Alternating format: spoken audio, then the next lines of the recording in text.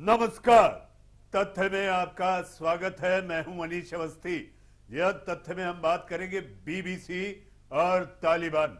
तालिबान की सत्ता आने से पहले बीबीसी में बतौर पत्रकार कार्य करने वाले 8 अफगान पत्रकारों को, जी हां 8 अफगानी पत्रकारों को, जी हां अफगान जर्नलिस्ट अब यूनाइटेड किंगडम ले जाया जा सकता है। फर्स्ट पोस्ट की एक खबर के अनुसार एक मामले की सुनवाई के दौरान ब्रिटिश जज ने सरकार को उनकी समस्याओं पर पुनर्विचार करने का आदेश दिया। अफगानिस्तान से ब्रिटेन की वापसी के दौरान यह पत्रकार पीछे छूट गए थे, जिन्होंने किसी तरह से तालिबान से छुपकर अपना जीवन यापन किया।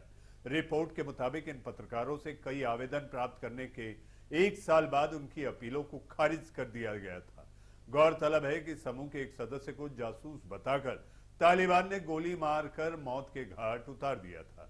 वर्तमान तालिबान शासन से पहले सभी 8 पत्रकारों ने अफगानिस्तान में ब्रिटिश ब्रॉडकास्टिंग कॉरपोरेशन के लिए कई वर्षों तक काम किया था।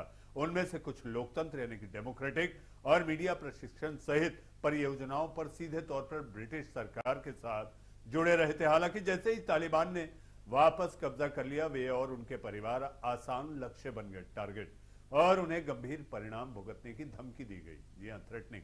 लंदन में उच्च न्यायालय को बताया गया था कि बीबीसी में काम को लेकर पत्रकारों से एक की कार के नीचे बम रखा गया था, दूसरे को सार्वजनिक रूप से गोली मार दी गई थी।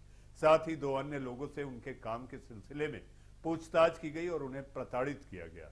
आपको बता दें कि अगस्त 2021 से ब्रिटिश सरकार यानी कि ब्रिटिश गवर्नमेंट ने 21,000 अफगानों और उनके परिवारों को काम से निकाला है, जो ब्रिटिश मीडिया एजेंसी के लिए काम किया करते थे।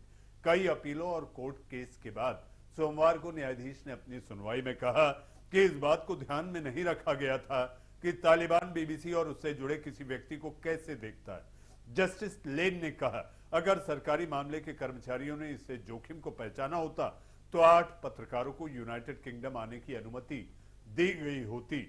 वहीं तालिबान के एक शार्प शूटर द्वारा अफगानिस्तान की एक गली में जिस पत्रकार को धाएं धाएं कर गोली मार दी गई थी, उसने सोमवार को हस्तक्षेप करने के लिए न्यायाधीश को धन्यवाद यानी कि थैंक्स दिया है। तथ्य में आज के लिए फिलहाल इतना ही। नमस्कार।